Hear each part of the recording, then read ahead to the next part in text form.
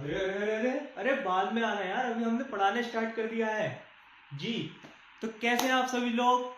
हम लोग फिर से आ चुके हैं। आज हम पढ़ने वाले हैं इकोनॉमिक्स का चैप्टर नंबर 1, जिसका नाम है इंट्रोडक्शन टू इकोनॉमी। अब सुनो मेरी बात। इंट्रोडक्शन टू इकोनॉमी ये एक हमारा रैपिड रिवीजन है। रैपिड रिवीजन में हम 15 से 20 मिनट में सब निपटा लेंगे, पूरा चैप्टर समराइज कर लेंगे। अगर आपको इसकी डिटेल वीडियो चाहिए हो तो कमेंट कर देना, वो भी बना दूंगा, ठीक है। अब स्टार्ट करते हैं बिना किसी टाइम वेस्ट करते हुए। सबसे पहले आप समझो इसके अंदर इकोनॉमिक क्या होती है। इकोनॉमिक, कोई बच्चे कहते हैं हमने इकोनॉमिक्स पढ़नी है, पहले ये तो समझो कि इकोनॉमिक होती क्या है, देखते हैं। An economic is a system which provide the mean to work and earn a living. ये एक ऐसा सिस्टम होता है जो आपको प्रोवाइड करता है। क्या प्रोवाइड करता है आपको? वर्क, जिससे आप पैसा कमा सको। ऐसा काम करो जिससे आप जी सको, पैसा कमा सको, उसी को हम इकोनॉमिक कहते हैं, ठीक है। नेक्स्ट डेफिनेशन क्या होती है? स्कैरिसिटी। स्कैरिसिटी क्या होती है पहले देखते हैं। Scarcity refers to the limitation of supply in relation to demand for a commodity.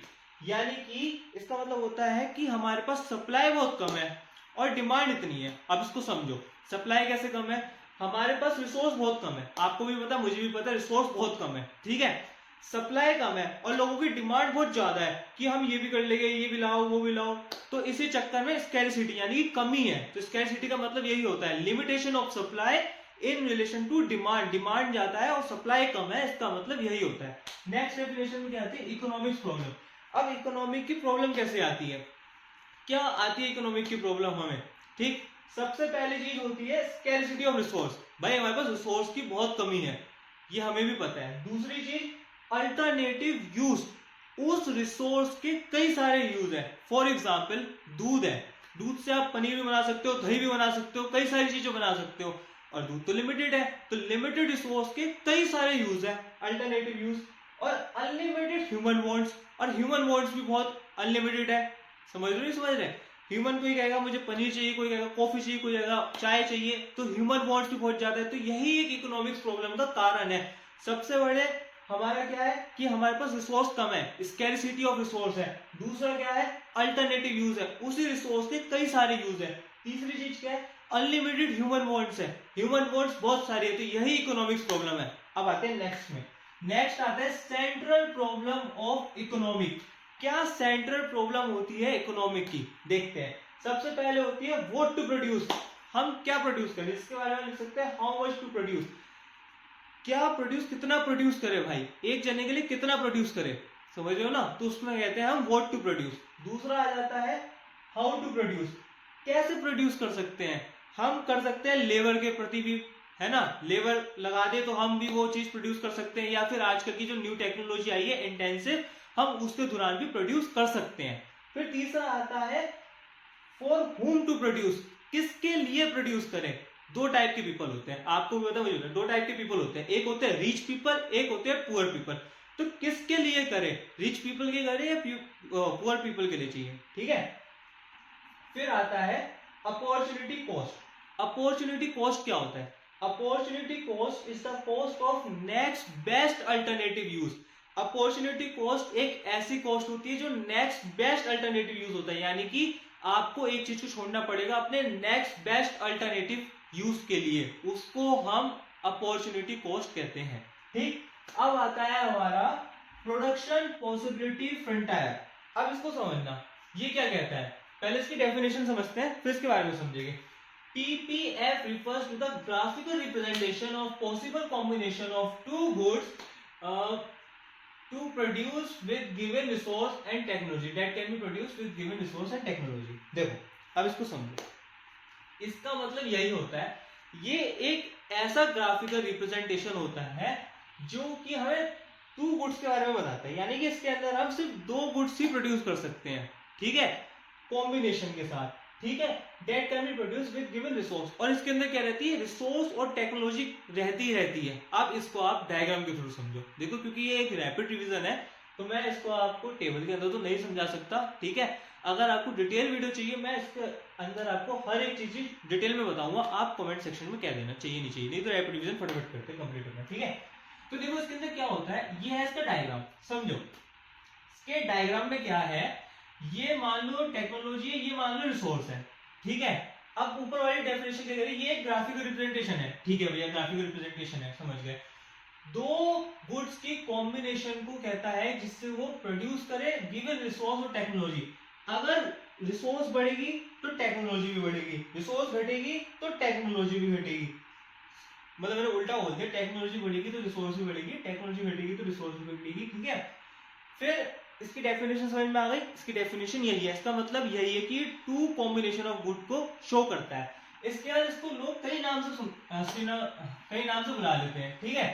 जैसे सबसे पहले बुला लेते हैं production possibility of curve, production possibility of boundary, transformation curve, transformation boundary. तो ये जितने नाम लिखे हुए हैं इस नाम से इसको जाना जाता है, इसको याद करके चले आना, क्या पता आपके exam of point of view से ये वाला नाम ना आए, इन पांचों में से कोई आ जाए, फिर आप कंफ्यूज कि कौन सा करना है, क्या होता है, क्या होता है, ठीक है, समझ में आ गया। अब बढ़ते हैं आगे।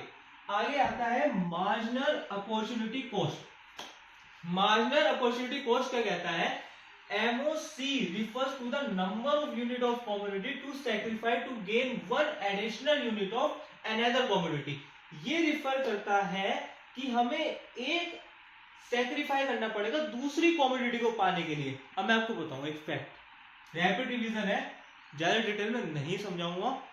MOC का मतलब आपको तभी समझा सकता हूँ, ये एक टेबल फॉर्म से समझा सकता हूँ। टेबल मैं रैपिड रिवीजन में लाया नहीं क्योंकि वो टेबल समझने में टाइम लगता है, ठीक है। तो टेबल फॉर्म में जब हम डिटेल में पढ़ेंगे इसको तो मैं आपको समझाऊंगा। अभी तो आप ये समझो कि MOC क्या रिफर करता है, इतना ही समझ लो कि अगर हमें दूसरी कॉमोडिटी चाहिए होती है तो हमें अपने एक कॉमोडिटी को सैक्रिफाई करना पड़ता है, ठीक।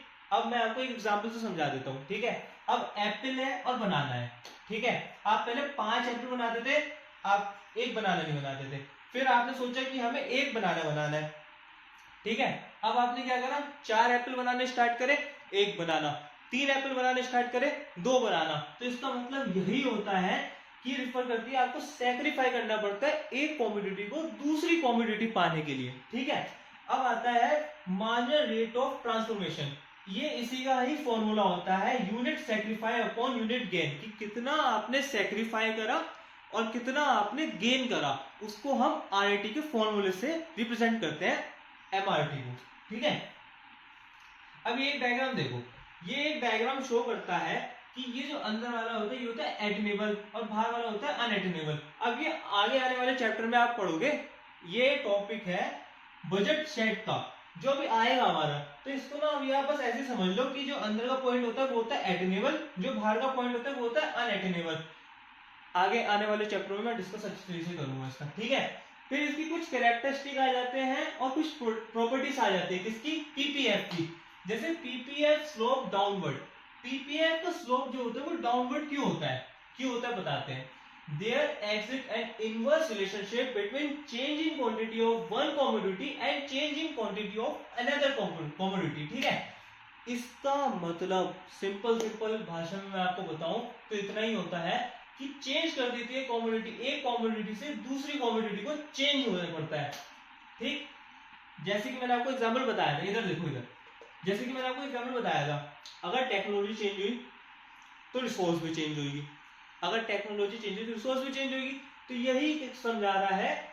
वैसे मैं आपको टेक्नोलॉजी रिसोर्स का इसके अंदर एग्जांपल दे रहा हूँ, ये शिफ्ट वाला है, इसका बेस्ट एग्जांपल आपको देता हूँ। जैसे एप्पल और बनाना था, अगर एप्पल चेंज होगा तो बनाना भी चेंज होगा, इसका मतलब यही समझ लो आप सीधे से, ठीक। फिर दूसरा आता है PPF is concave shape. PPF क्या कॉनकेव शेप होता है, दिख रहा है, ये कॉनकेव शेप होता है, जिसने 10th तक पढ़ा हो उसको पता होगा कॉनकेव क्या होता है, कॉन्वेक्स शेप कैसे होती है, ठीक है। हाँ ये होता है क्योंकि इसके अंदर MRT इंक्रीज हो रही होती है, ठीक। फिर तीसरी प्रॉपर्टी में वो पूछ रहा है कि क्या PPF हमारा कॉन्वेक्स भी हो सकता है, बिल्कुल हो सकता है अगर हमारी MRT डिक्रीज हो जाए तो। फिर आता है चेंज इन PPF। भाई PPF में चेंज क्यों होता है, देखते हैं। The productive capacity of a economic is considerably changed due to increase and decrease in resource। ये चेंज होती रहती है, क्यों, क्योंकि कभी रिसोर्स बढ़ जाता है और कभी रिसोर्स घट जाता है, इस कारण की वजह से चेंज इन PPF होती रहती है। फिर आता है shift in PPF। PPF will shift when there is a change in productive capacity, resource or technology with respect to both the goods। इसका मतलब ये होता है अगर दोनों गुड्स चेंज हुए समझ लो ना, जैसे कि आपका, जैसे कि यही देख लो, राइट शिफ्ट इन पीपीएफ। अगर आपकी एडवांसमेंट और अपग्रेड हो गए टेक्नोलॉजी और ग्रोथ, तो दोनों चेंज होएंगे। इसका सिंपल सिंपल सा मतलब यही होता है, अगर दोनों गुड्स चेंज हो रहे हैं तो ये शिफ्ट इन पीपीएफ है।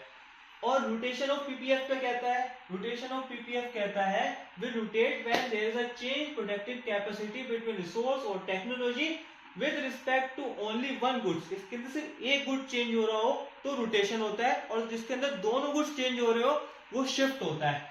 इसलिए ये होता है राइटवर्ड शिफ्ट। राइटवर्ड शिफ्ट का मतलब ये होता है, अगर आपका गुड्स एडवांसमेंट हो गया हो, अगर आपके गुड्स कह रहा हूं, अगर आपकी टेक्नोलॉजी एडवांसमेंट हो गई हो या अपग्रेड हो गई हो, या फिर जो आपका रिसोर्स है उसकी ग्रोथ हो गई हो, तो आप उसको राइटवर्ड शिफ्ट कर देते हो। कैसे? ये डायग्राम बनाओगे आप, ठीक है? पहले आपका इतना था, अब आपका सब अपग्रेड हो गया है, ग्रोथ हो गई रिसोर्स की और टेक्नोलॉजी का अपग्रेड हो गया, तो आप इसको इधर कर दोगे। फटाफट इसका एसेस लो, आगे एक पेज का और रह गया वो कराता हूं जल्दी से, फटाक से इसका एसेस ले लो। हाथ उतार लिया आपने। अब देखो, अब हम आते हैं नेक्स्ट में। नेक्स्ट क्या है? नेक्स्ट जो हमारा बचा था वो 70 ही बचा था, लेफ्टवर्ड शिफ्ट इन पीपीएफ। इसका मतलब भी वही होता है, देखो जैसे मैंने आपको बताया था राइटवर्ड शिफ्ट होता है, वैसे लेफ्टवर्ड शिफ्ट होता है। यानी कि जब टेक्नोलॉजी और जो हमारे रिसोर्स है दोनों में इफेक्ट हो जाएगा, दोनों में डिग्रेडेशन आ जाएगा, उसमें डिक्रीज रिसोर्स हो जाएगा, इसमें डिग्रेडेशन आ जाएगा, तो ये ऐसे लेफ्टवर्ड शिफ्ट बन जाएगी। लास्ट टॉपिक हमारा था rotation in PPF. In case of technology degradation और decrease in resource, PPF will rotate to the left. अब मेरी बात सुनो, इसके अंदर मैंने आपको बताया था कि एक गुड पे इफेक्ट पड़ता है, एक गुड पे इफेक्ट पड़ता है, ठीक है? अब जैसे कि ये है और ये है, ठीक है? अब हमारी टेक्नोलॉजी थी, पहले टेक्नोलॉजी में इफेक्ट पड़ा, गुड्स हमारा उतना ही था, टेक्नोलॉजी पहले इतनी थी, बढ़ गई तो इतनी हो गई, घट गई तो इतनी हो गई, ठीक? ऐसी सेम और सेम रिसोर्स का है, रिसोर्स पहले कितनी थी, रिसोर्स पहले इतनी थी, बढ़ गई तो ऐसी हो गई, घट गई तो ऐसी हो गई। यानी कि सिर्फ एक ही गुड्स पे इफेक्ट पड़ता है, दोनों गुड्स पे इफेक्ट नहीं पड़ता। जो दोनों गुड्स पे इफेक्ट पड़ता है वो पड़ता है हमारे शिफ्ट में, ठीक है? तो यही हमारा फर्स्ट चैप्टर था, ठीक है? उम्मीद करता हूँ आप सभी लोगों को बहुत अच्छा लगा होगा। ये एक क्विक रिवीजन, रैपिड रिवीजन ही था। इसकी डिटेल वाली वीडियो मैं आपको दे दूंगा अगर आपकी कमेंट सेशन आए। बाकी अगर अभी तक आप जुड़े हो तो लाइक करिए, सब्सक्राइब करिए चैनल को। तब तक के लिए धन्यवाद, थैंक यू।